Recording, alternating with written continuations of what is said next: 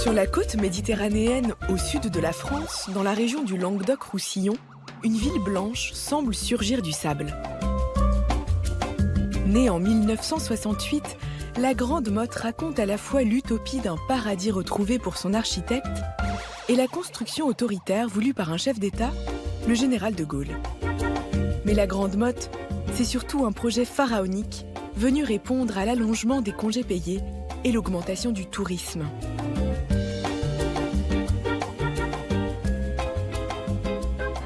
Parce que la Côte d'Azur est devenue pendant les mois d'été une région surpeuplée, parce que chaque année le nombre des gens qui prennent leurs vacances au bord de la mer augmente, un projet est né. Celui de créer et de développer les ressources touristiques des 180 km de côte du Languedoc-Roussillon. Pour créer ex nihilo cette station balnéaire, c'est Jean Balladur, cousin de l'ancien Premier ministre Édouard, qui est choisi.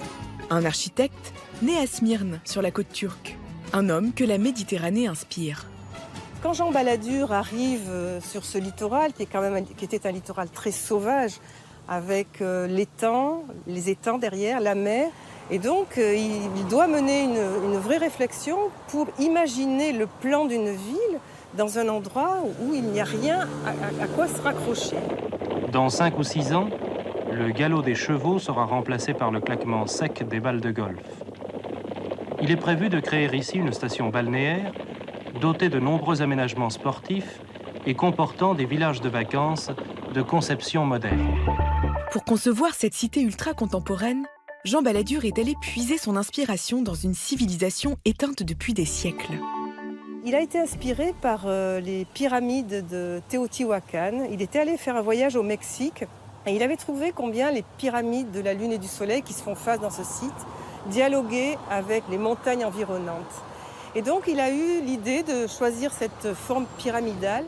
Il m'a semblé, en premier temps, que un profil pyramidal était un profil qui, parce qu'il assure un mouvement continu du sol à l'immeuble, recrée un relief artificiel et s'associe beaucoup mieux au site d'un paysage horizontal que, par exemple, une tour verticale qui a un côté agressif et qui est une rupture avec l'horizontale du sol. Et puis, autre avantage de la pyramide, elle permet de ménager des terrasses sur les pans inclinés. Et ça, c'était vraiment quelque chose de très intéressant pour une station balnéaire où les vacanciers ont quand même envie d'être beaucoup plus dehors que dedans, envie de manger sur la terrasse, envie de profiter du soleil. Pour loger rapidement ces milliers de vacanciers, il a fallu construire sans attendre. En 5 ans, les dunes accouchent de dizaines de pyramides.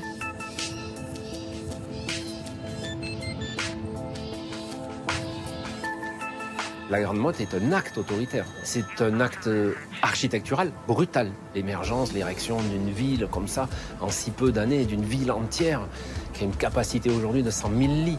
Ça, c'est brutal. C'est pourquoi, dès sa naissance, cette ville ne fait pas l'unanimité. Pour ses détracteurs, c'est même Sarcelles-sur-Mer. Au départ, c'est un non-sens. Clairement, des pyramides en Languedoc-Roussillon, ça n'a pas de sens sur le papier. Alors comment on fait pour changer d'opinion là-dessus? Il suffit d'entrer dans la Grande Motte, de se promener un peu. Finalement, on n'est pas si choqué qu'on le pensait. Il se dégage une harmonie générale des lieux. Les pyramides qui sont dans notre esprit imposantes, un peu agressives, qui vont faire obstacle, c'est tout le contraire. Elles sont fluides, elles sont en quinconce, elles sont finalement assez discrètes, elles sont toutes blanches, on arrive même à les trouver jolies. Et pour tous ceux qui se laissent séduire, la station balnéaire s'offre de manière insolite. Ici, on vient idolâtrer le dieu du XXe siècle. La Grande Motte, elle n'a pas d'histoire. Donc Jean Balladur lui invente son histoire. Et l'histoire inventée de la Grande Motte, c'est sa symbolique, autour du soleil. Comme il n'y a pas d'histoire, il l'écrit, lui. Il s'inspire de la déité, il s'inspire du dieu soleil et de la civilisation précolombienne. Et il truffe la Grande Motte de codes, d'énigmes, de choses qu'on a sous les yeux et qu'on ne devine pas forcément.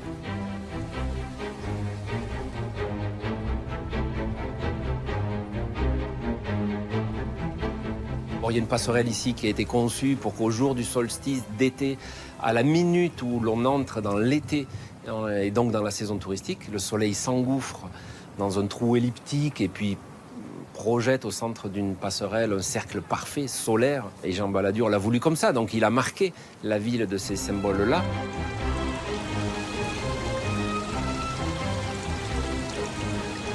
Jean Balladur, il a caché des animaux gigantesques partout dans la Grande Motte. Il a caché des éléphants, des dinosaures, des baleines, pas des petits animaux. Hein. Il a caché des tas d'animaux énormes. Ils font 10 mètres de haut, 20 mètres de long. Et pour offrir aux vacanciers un décor de fête, on joue aussi avec la plasticité du béton. En véritable fille des années 60 et de la culture pop, la Grande Motte s'habille de motifs joyeux. Devant chaque façade de pyramide, on a un voile de béton qui est ouvert, qui est percé. Et c'est ce qu'on appelle les résilles. Et chaque ouverture a des dessins particuliers, très géométriques, très dessinés. Et c'est ce qui caractérise les pyramides et ce qui leur donne leur caractère les unes par rapport aux autres. Elles se différencient par leurs résilles.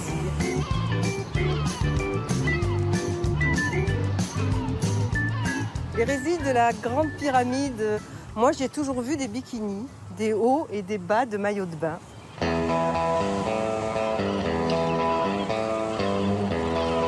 Et sur le quai d'honneur, les découpes de béton font un clin d'œil au commanditaire de la station, et plus précisément au nez du général de Gaulle.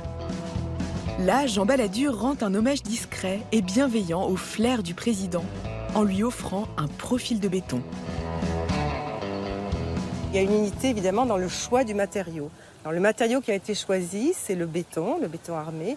Le béton non seulement est plutôt facile à mettre en œuvre, c'est un matériau qui n'est pas très cher. Et la volonté d'accueil de cette station était d'en faire une station pouvant accueillir le plus grand nombre.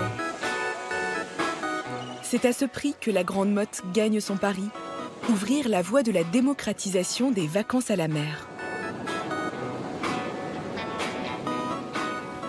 La Grande Motte, elle incarne le balnéaire et les vacances pour tous. C'est une ville qui est organisée pour que l'architecture soit tournée sur la mer, mais que tout le monde ait sa place au soleil, en fait. Tout le monde son coin de paysage. Il n'y a pas un front de mer. C'est une station sur laquelle il n'y a pas une maison en front de mer. Voilà. Il n'y a que des immeubles qui ont tous un accès visuel à la mer. Liberté de choix, dépaysement, maîtrise du climat, telles sont les lignes de force de la composition de la Grande Motte.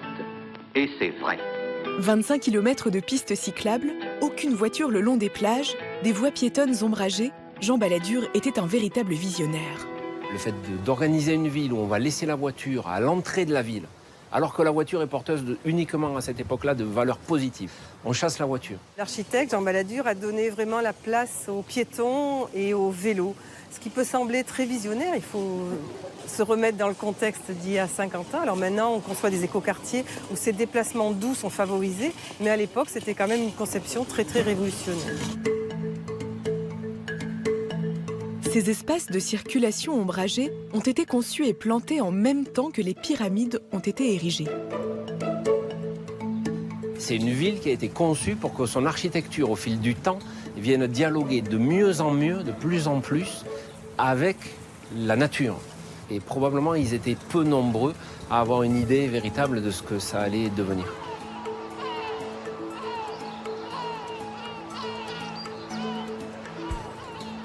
La Grande Motte, elle a plus de forestiers, elle a plus de jardiniers pour entretenir sa forêt que bien des communes de montagne.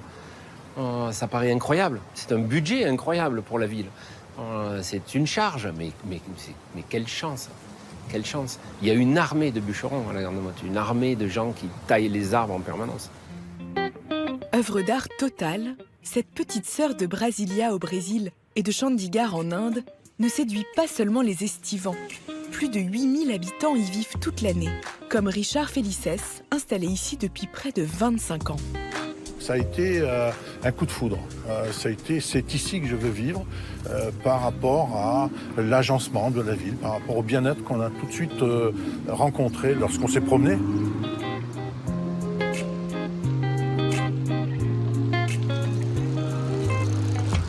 Lorsque l'on a 100 000 personnes qui vous arrivent, c'est à peu près ça au mois de juillet, août, c'est assez difficile On se réfugie un petit peu à l'extérieur où c'est un peu plus calme.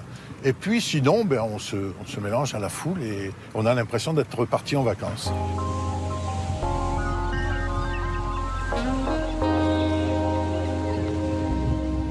On pourrait dire sans caricaturer que les gens sont venus au départ pour la mer, à la Grande Motte, parce qu'elle offrait la mer. Et ils sont venus de plus en plus pour la Grande Motte elle-même. Cette espèce de dimension culturelle que la Grande Motte a gagnée dans le temps, c'est véritablement ça qui est nouveau.